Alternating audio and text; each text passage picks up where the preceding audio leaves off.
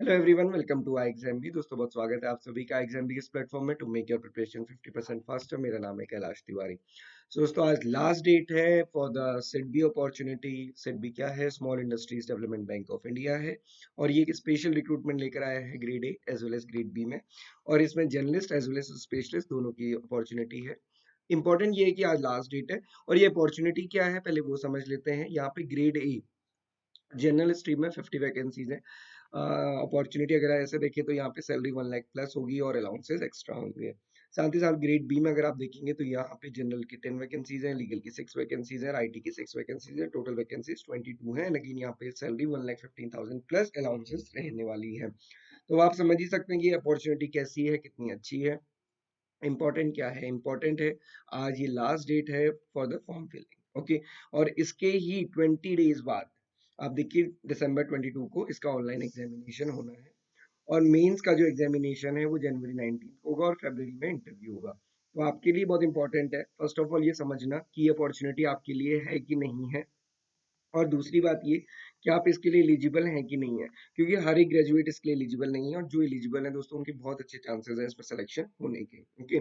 कैसे? क्योंकि अगर आप ग्रेड ए के लिए देखेंगे तो अगर आपका ग्रेजुएशन कॉमर्स में, इकोनॉमिक्स में, मैथ्स में, स्टैट्स में, बिजनेस एडमिनिस्ट्रेशन इंजीनियरिंग में है या फिर सीएस है या फिर सीए है या फिर एमबीपीजीडीएम है, अगर आप 1 और 2 में हैं, है ना, तो आपको क्या है इसके लिए एक्सपीरियंस चाहिए। बट यहाँ पे अगर आपका एमबीए और पीजीडीएम है या फिर सीए है तो फिर एक्सपीरियंस नहीं चाहिए। तो ये भी आपको ध्यान रखना है कि ये एक अच्छी अपॉर्चुनिटी है, क्योंकि अगर आप एमबीए या पीजीडीएम में किसी भी स्ट्रीम से तो आप एलिजिबल हैं directly without an experience. But की जबकि अगर ग्रेजुएट है फिर आपके पास बैंकिंग एक्सपीरियंस होना चाहिए कम से कम 2 साल का, और वो भी खास करके इसमें क्रेडिट डिस्पेंसेशन में और in the area of MSME.